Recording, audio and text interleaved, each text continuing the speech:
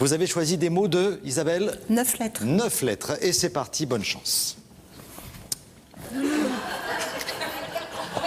Alors... Ça c'est magnifique. Désolée. Oh, bah, attendez, c'est tout ce que j'aime. Une image d'abord, regardez, celle des statues de la capitale britannique qui se sont mis sur leur 31. L'amiral Lord Nelson ou le roi George IV arborent un nouveau couvre-chef. Au total, 20 statues ont été relookées par des artistes pour le plus grand plaisir des touristes. On a une bonne chance avec Camille Muffat ce soir. Ah, faut l'espérer. Toucher à nouveau l'or. Ce petit canard, oui, c'est quoi? Ah, c'est pour vous. Enfin, en tout cas, si vous prenez encore des bains, Jacques, c'est pour votre bain. Alors, c'est un petit canard. Vous voyez, mais alors, le problème là-bas à Londres, c'est que tout est aux couleurs britanniques et vous ne trouvez que ça. Donc, j'en ai pas trouvé de français, mais je voulais ramener. C'est logique quand même. Retour sur les pistes d'escrime, on a vu les larmes de Laura Flessel. Voici la détresse de Shin Ha-lam, la bien nommée pour une escrimeuse. La Coréenne n'a pas accepté la décision arbitrale offrant la victoire à son adversaire en demi-finale de l'épée. Elle est restée prostrée comme ça là pendant plusieurs minutes sur la piste et à cause d'elle, la suite du programme a été décalée d'1 heure. Voilà, et au final, vague à l'âme pour Shin Ha-lam. J'ai eu une vie vraiment extraordinaire. Vous voyez, quand j'avais 17 ans, je me suis fait livrer dans un colis chez une fille dont j'étais amoureux. Ah oui. La première fille que j'ai embrassée m'a poussé par la fenêtre, la deuxième c'était sur un bateau, il a chaviré. Vous voyez, toute ma vie ça a été comme ça. D'accord. Donc j'ai eu envie d'en faire un spectacle. Et l'histoire du colis, elle l'a renvoyé à l'expéditeur ou elle l'a ouvert et elle l'a gardé le cadeau? Elle l'a ouvert, mais venez voir mon Man Show et vous verrez la suite. Je dois vérifier quelque chose, n'y voyez pas de vulgarité, messieurs, dames, mais Nathalie nous a dit que vous aviez une petite queue, c'est vrai? Ça dépend laquelle. Montrez voir. Voilà, elle est là. D'accord, merci. Petit Fen, pourtant déjà en couple, ne lâche plus Julien d'une semelle. Et toi, t'es de Nice, c'est ça? De Nice? Non, de LA, je suis de Los Angeles. Ah, de Los Angeles? Ouais. T'habites là-bas ou? Ouais, j'habite là-bas, ouais. Ah, c'est cool, ça. C'est bien. Moi, j'aimerais bien aller en Californie.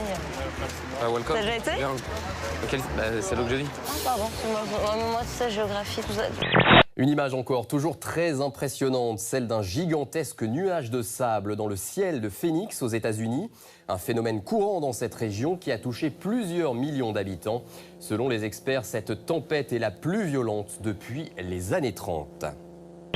Shunichi Yamashita est un célèbre professeur de physique nucléaire à la faculté de médecine de Fukushima.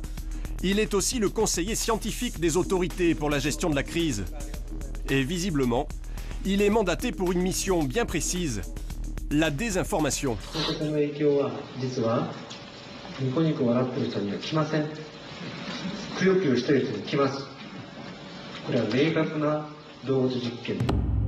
Une théorie qu'il assure avoir testée scientifiquement sur des souris. C'est bon pour le moral, c'est bon pour le moral, c'est bon. C'est bon. Pour le plaisir, Aurélie? Pour le plaisir. Oui, alors ça... Alors s'il se met à faire comme moi, en plus, alors maintenant, les gars...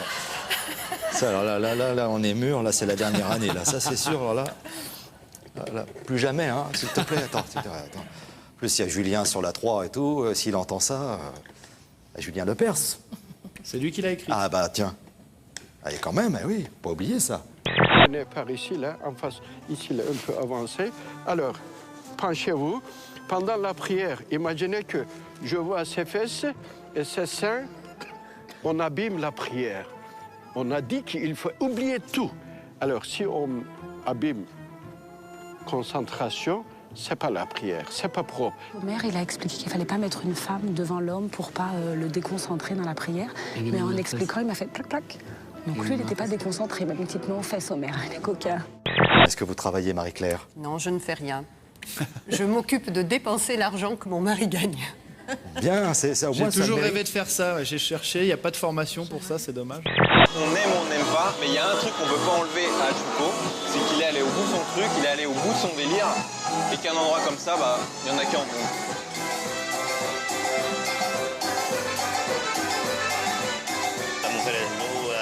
Les femmes nues, tu vois, c'est des œuvres d'art, faites par le créateur. Et il faut les représenter dans tous les styles, sous toutes les formes.